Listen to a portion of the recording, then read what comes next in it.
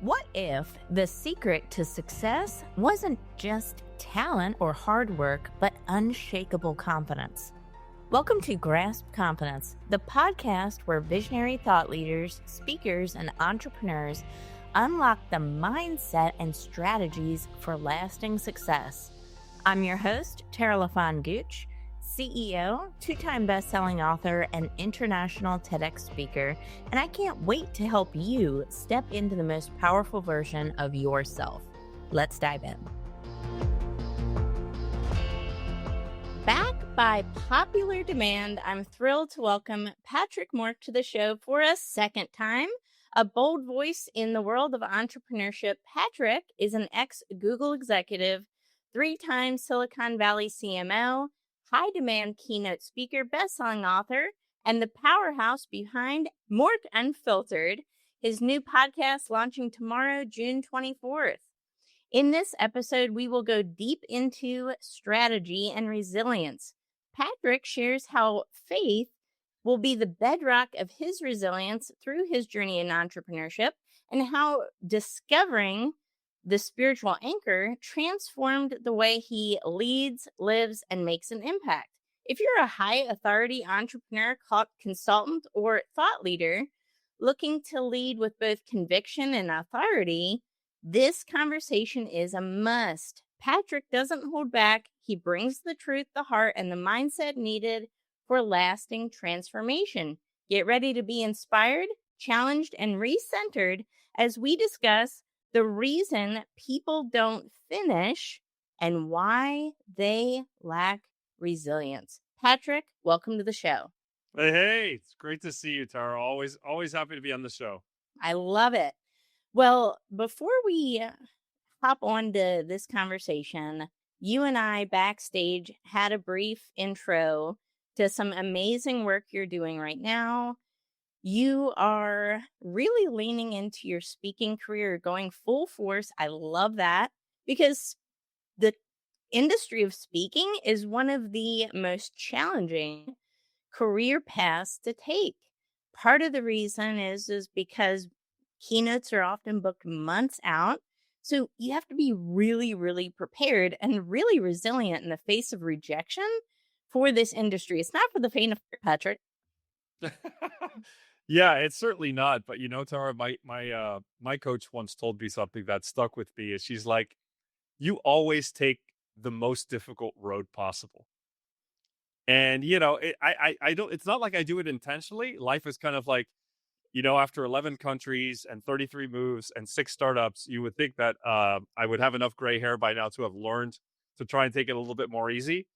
But life is just more, I always tell people life begins at the edge of your comfort zone. And when we do hard things and when we push ourselves, life is more exciting. It's more interesting. We learn more, we achieve more.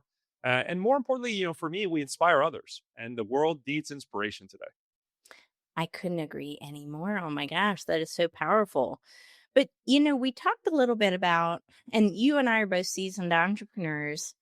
We talked about, that fear holds a lot of people back from just taking that first step, that leap, right? Yeah. But then once you're kind of in it for a while, what really holds people back? It's not necessarily the fear anymore. Sometimes it's, what is it? It's the analogy that I love to use is thinking about racing, right? Whether you're swimming or sprinting or you're trying to do something very hard. Fear is this kind of like primordial human emotion, which we all have. It's very normal, right? It's this like fight or flight kind of thing. We know that we need to get out of a bad relationship, but we don't know what's on the other side. We know that we need to get out of a toxic job, or we have a toxic manager. We need to make a change, but we can't. And so that is kind of like what holds the majority of people back from trying. The problem is not trying. The problem is once we take that initial first step, how do we take the second step, the third step, the fourth step, the fifth step, the 1,000th step, right? If you look at people like Thomas Edison, right? I think, Edison tried 1,000 different versions of the light bulb before he actually got one that would work. They tried all these different filaments, and they tried all these there were all these different permutations of the commercial light bulb until they got it to work. You look at, J.K. Rowling with Harry Potter. She spent 5 years, on food stamps, basically broke, writing these books. She finally finishes it. She goes out and she talks to 12 different publishers, 12, before finally getting a book deal. You look at, Colonel Sanders, for those, KFC, fried chicken lovers out there, 1,008 recipes, right? Yeah. So when I look at the world today, my fear, Tara, is we live in a world which is like so focused on the now, so focused on this 24/7 culture that you can get things immediately, right? You get things delivered to your door immediately, get food immediately, get clothes immediately, get everything immediately, that we have forgotten that the way to, success, whether it's financial or relationship success or health or anything else, it takes time. It's a perseverance game. It's a persistence game. And so what I always tell people is that if you want to become really unstoppable, you need to be able to go the distance. You need to build resilience. You need to be able to get back up when you get knocked down, not just once or twice or 10 times, right? But you need to be able to build that muscle. And it's a muscle. It's like going to the gym, right? People always tell me, like, how's it possible that you are so fit and so ripped and, so high energy at your age? And I tell people, I'm like, look, I'm in the gym 6 days a week. I work out, twice a day, 6 days a week. Right. And it's not a coincidence, because I actively manage my energy level. And I know that to manage my energy level, I need to have certain rituals. I need to do certain things, and I need to take care of myself. So, to become unstoppable means to develop our resilience. And there are many different ways of doing this. And, in the keynotes that I'm doing now, I talk about 5 key pillars that help you become more unstoppable. Well, I'm just waiting for somebody to say, Tara, how did you get so ripped and fit? That would be just anybody who's listening, right? Throw me a bone. I would love that. It would make my day. Hey, you look great. You look great. But I'm thinking about this becoming unstoppable. Yeah. I think you're really onto something with this, because I look at just the culture of today. Yeah. It's all about instant gratification. It's a bell, it's a whistle, it's something shiny. And none of it's long lasting or sustainable. And Yeah. we're constantly in this culture of comparison, again, instant gratification and, this instant success. We hear Yep. all of these stories, and it makes us as entrepreneurs think, oh, I need to go and try that turn or this turn or that way. Yeah. And then we get diverted from our actual purpose. And I think, part of becoming unstoppable, kind of like how you linked it to exercise, is literally just the consistency. Absolutely. It's the daily grind. It's not the sexy thing, Nope. right?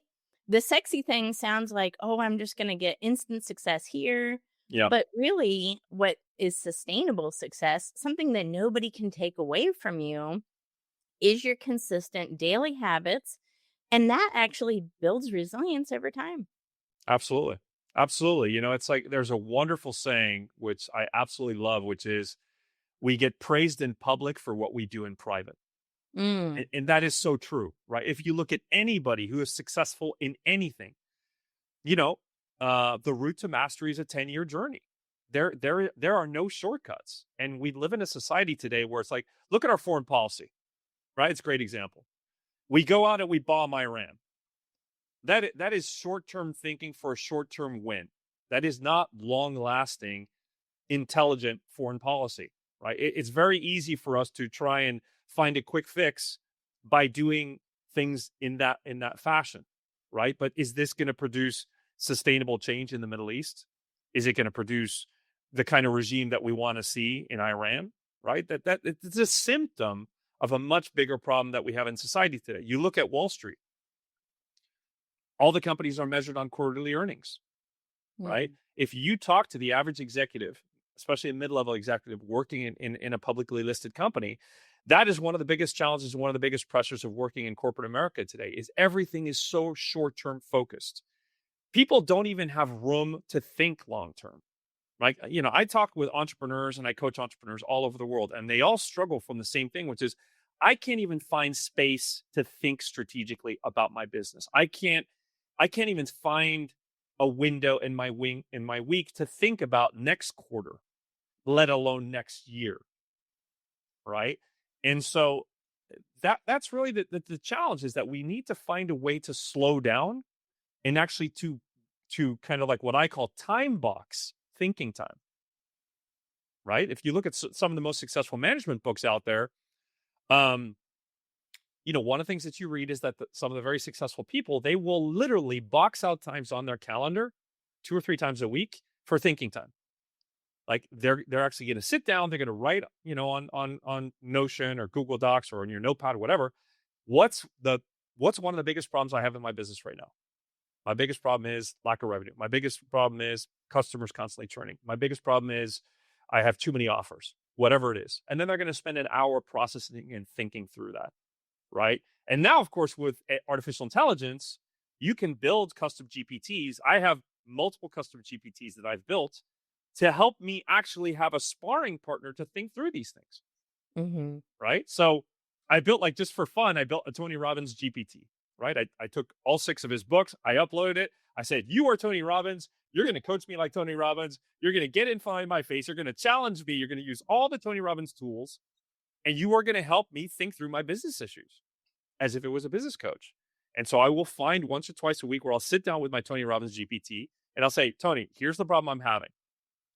Walk me through this. What am I not seeing? What are my options? How do I pick the best option? Right. But I constantly am like thinking about stuff, and I'm finding the time in my day to think through it, because I know that long term it makes better decisions. Like, we're so focused on taking action constantly that there's no time to think about the long term. And so we take these actions because we're very achievement oriented, and then we achieve the wrong things, and then we have to go back and undo things and start all over again. Oh That's my not gosh. a smart way to work. So right on. Oh my gosh. When you're in that busy, busy, busy mindset, Yeah, it's masked.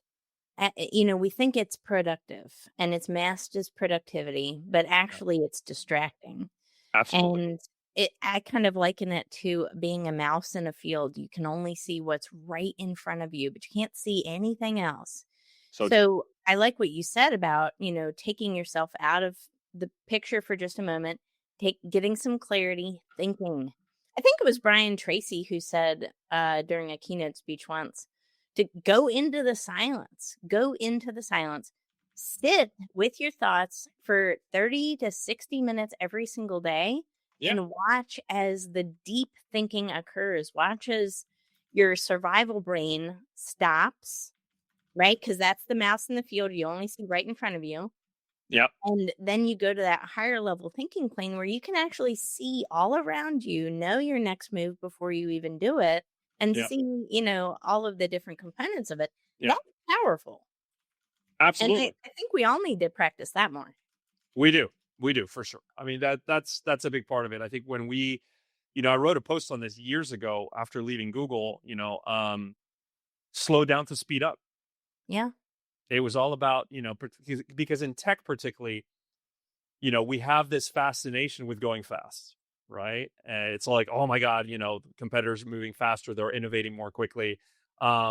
We have this fascination with going fast, which I understand. But sometimes, we move so fast that we make what you would look at in hindsight as very obvious mistakes, Mm. right? And so when we slow down, we actually give ourselves more time to think through these things, and we do a better job because we thought through the implications. Like, I have made, I guess, now as I got older, I don't make like spot decisions anymore. I think the other thing in our culture, which is really interesting, is we have forgotten how to say no, right? Mm. We want to say yes to everybody all the time because we're in this culture of pleasing people and getting likes.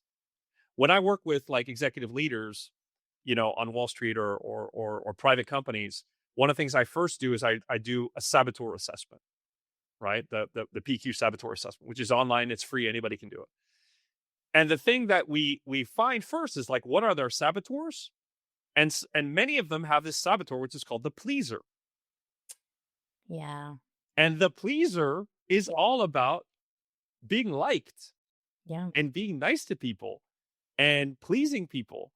And unfortunately, when you're leading a company or you're leading a team or you're leading any kind of organization, that is not your mandate. Leadership is not about pleasing. It is not about being liked. It is not about being popular, right? It is about making decisions and making good decisions and then influencing people towards the pursuit of a common goal, right?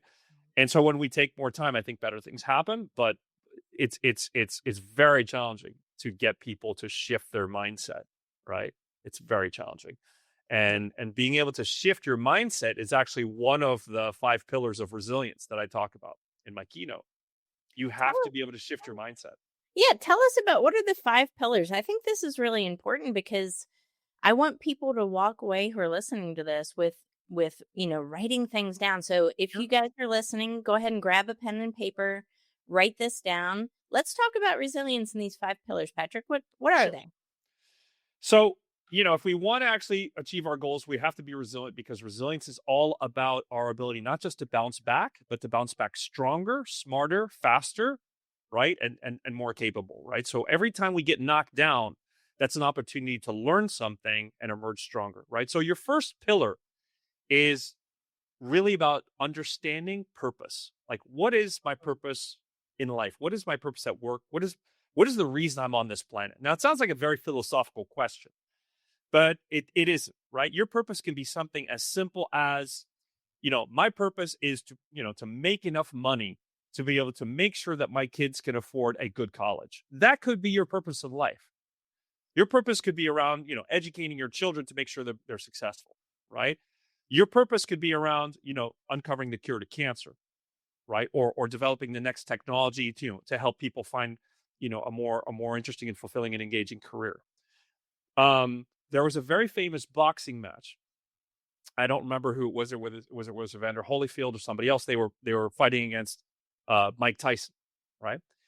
And they're like, I think the guy comes out in the first round, and in the first round he gets knocked down by Tyson. He just gets decked, and everybody's like, he's done, right? It's over. He's not getting back up, and the guy gets back up, to everybody's surprise, and he gets knocked down several more times, and he goes through 10 rounds of this and gets through it.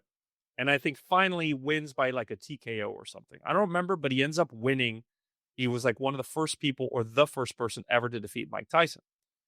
And when they asked him afterwards why he was able to do it, they're like, what was in your mind to help you get up each time? He's like, my mama had died the day before Wow. the match. And I had promised her that I would become world champion. Right? That is somebody who is motivated by a greater sense of purpose. So where we were able to tap into our purpose very deeply, right? And purpose is when I define purpose, what I mean for people in the audience, if people are asking, what's purpose? Like, what does that mean? You know that you're working with purpose when you have 4 things that align. First, you are doing something what you're passionate about. But it doesn't end there because most people think, oh, you got to do what you're passionate about, like follow my passion. Passion is a start, but it's not enough. Okay. The second thing is do something that the world needs.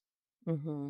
A lot of people end up failing or they run out of energy. They have no more tank, and they have no more gas in the fuel tank because they run out of energy. And the reason they're running out of energy is because they're not doing something that really makes a difference to the world. Right. Like Yeah. one of the reasons I left Google was I was not really inspired by getting more people to download more apps and games from the Play Store. It's like, who cares? Is that going to make the world a better place? Not really. Is it going to help people? It depends on what they're downloading. But Mm-hmm. I was not inspired by what I was doing. I wasn't inspired by building an app store anymore, right? So find something that the world really needs. Third, find something that you're really good at because, like, I could be passionate about playing the violin, Tara, but you don't want to hear me play the violin, and nobody is going to pay me to play the violin. All right. So you got to be good at what you're doing. And finally, of course, if you can't pay rent at the end of the day, it's all for naught, unless you're rich or you live on an island where you have no cost of living.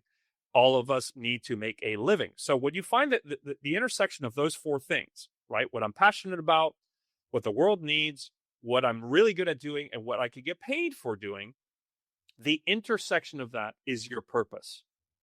right? So that's the first pillar. The second pillar is do hard things.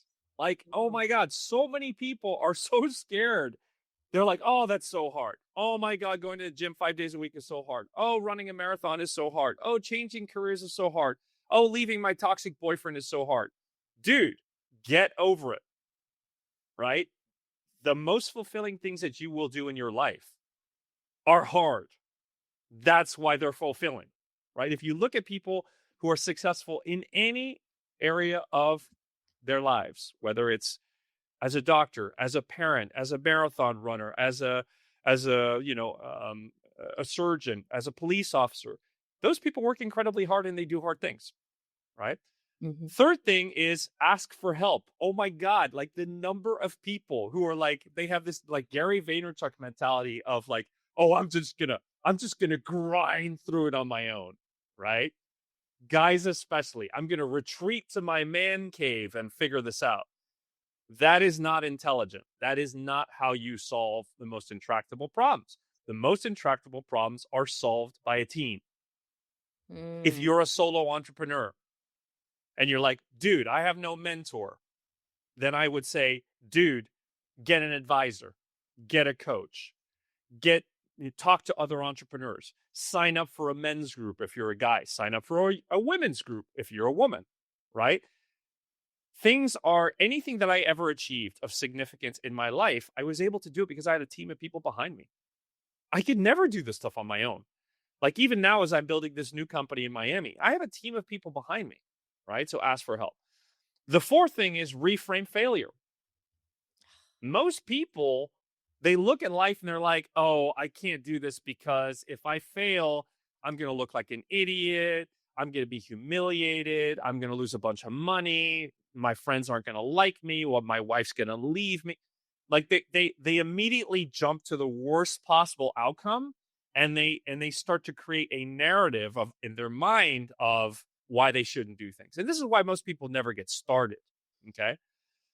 But the ability to be successful is about our ability to constantly get back up. And we constantly get back up when we look at a failure and we think, okay, this didn't work out. What did we learn from that?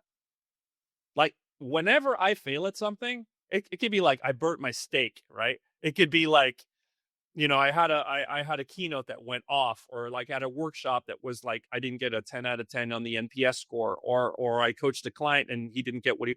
I always think to myself, the first thing that comes to my mind is this could have been so much worse if, right?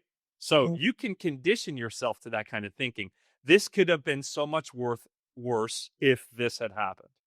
And the second thing I always think to myself is, what did I just learn from this experience? My son's an entrepreneur, right? He's an amazing kid. He's had a lot of challenges in his life. When he moved to Miami, he started to try and be an entrepreneur, and he was buying t-shirts online and he was doing all sorts of different things, and he was having failure after failure after failure. And it was heartbreaking to watch this happen. But instead of comforting him and being like, oh, it's okay, I was always like, what did you learn? What'd you learn from this? And he would get so pissed sometimes. Be like, Dad, I learned that I lost a bunch of money. I was like, no. And he's like, oh, I learned that I can't just trust random strangers on Instagram. Why not? Let's explore that, right? So when you look at a challenge in your life and you look at something that doesn't go well, and you are able to take a step back from that and learn from it, you become better, right? And the very last pillar, which I think is so important and which I think our society has really lost track of, is you have to have faith. Mm. You and I have talked about this a lot. I think Yes. you have to embrace the fact that you can't control the outcome. You have to believe in something bigger than yourself. You have to ask for help. You have to believe in something greater. I'm not telling you you need to become a religious person. I'm not telling you you should believe in God or Allah, or you should be Hindu or Muslim or whatever. But I'm just telling you that's kind of like my experience is when I surrender myself, when in particular, after 40 years, I decided to start going back to church, and I decided to start being a more devout Christian and believing in something greater. my life changed. I cannot explain it. There is no logic behind it, but there was a level of peace, of tranquility, of serenity that came over me that has enabled me to withstand a lot of adversity, right? And when we have faith in something, when we believe in something, it's not, again, it's not necessarily religious. It can be spiritual. It can be a belief in ourselves. It can be belief in our cause. It can be belief in our country. But when we believe in something, we become much more resilient, Oh, right? So seek purpose, do hard things, ask for help, reframe failure, and embrace faith. And if you do, and then, obviously in all my work and my books and all my stuff and my workshops, I provide tools and stuff to help people train that. But if you find ways to train each one of these pillars, you will become more resilient and you absolutely. become more successful.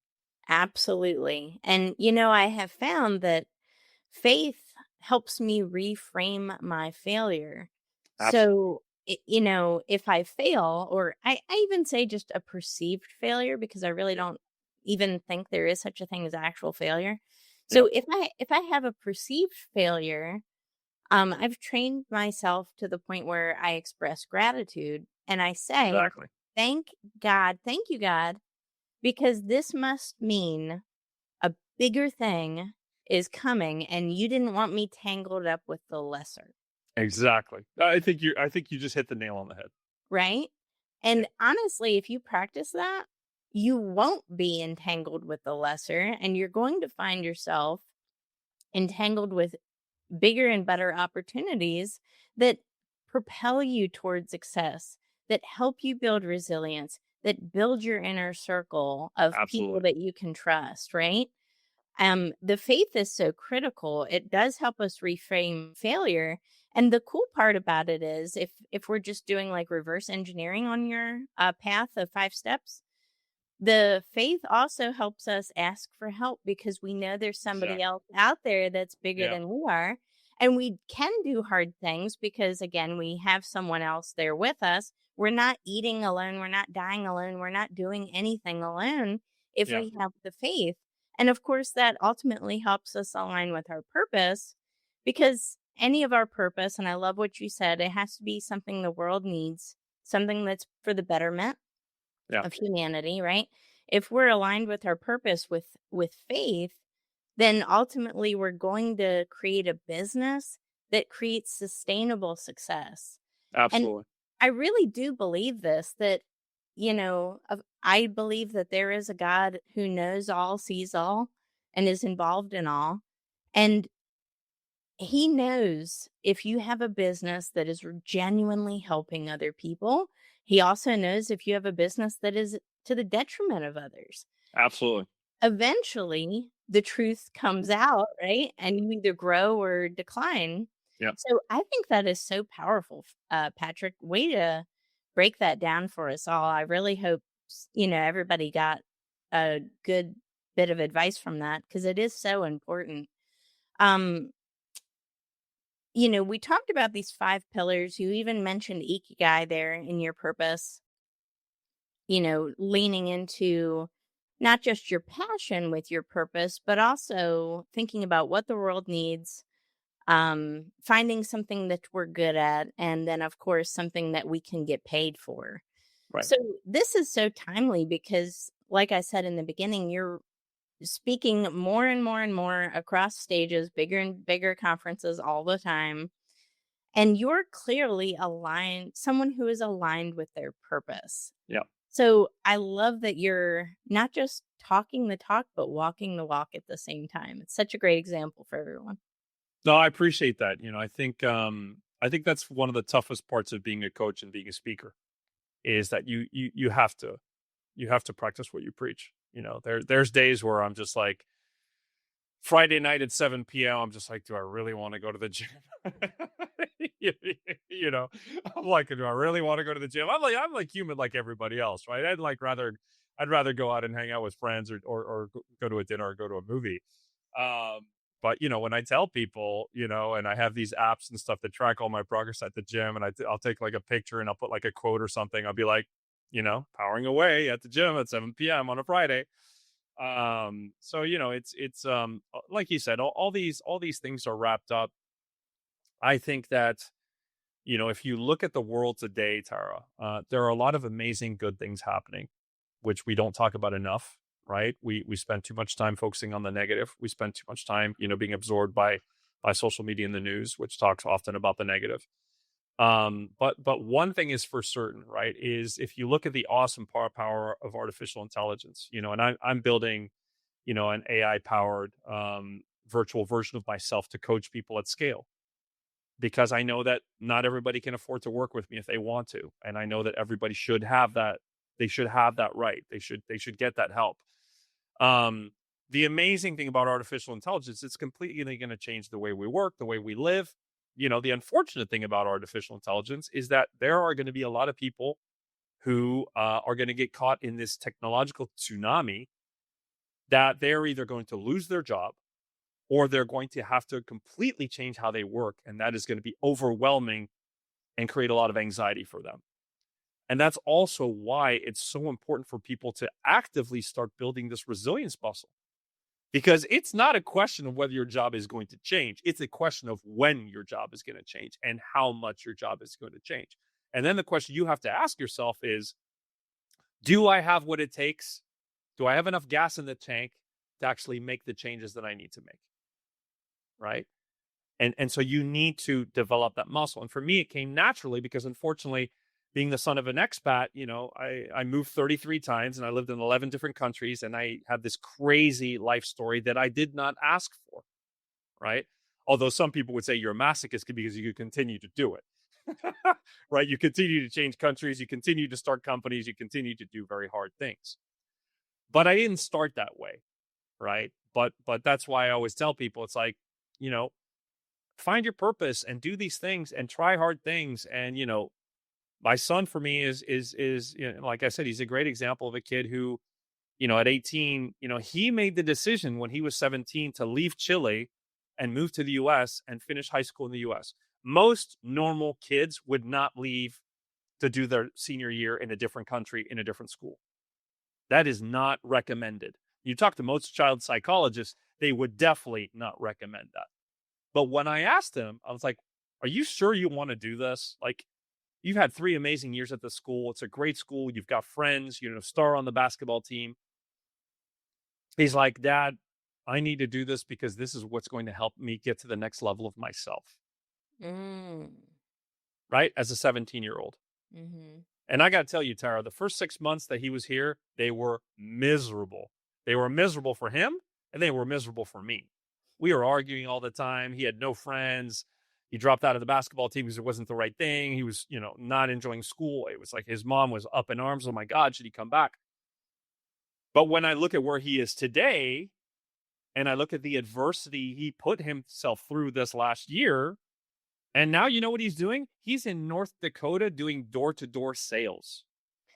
Wow. Do you know how hard it is to do door-to-door sales? It is. I mean, that is like one of the hardest jobs you can do, right?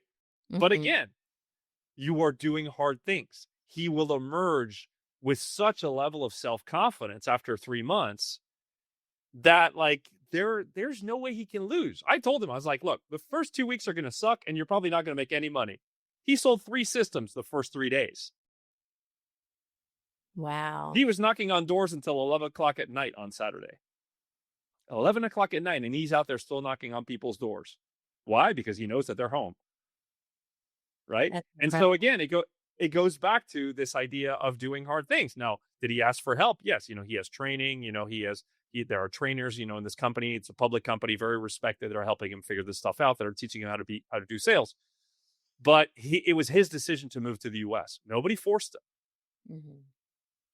Then again, he lives with a coach who's always talking about this stuff, but He's a lucky guy. What a lucky guy he is. Lucky or cursed, depending on how you look at it. But, both. Yeah. I can't decide both.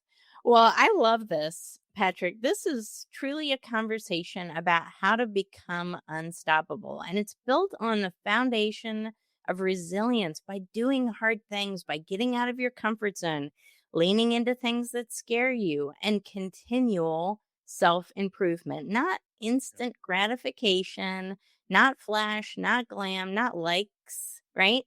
Yep. Not engagement. We're talking about real results that are sustainable over time through for a lifetime. And the best part is you can take this, it's not going away, it's not going anywhere. These are foundational concepts, and you can teach the next generation how to become resilient. Because Exactly. honestly, I think this is one of those things that is going to be steadily losing touch over time.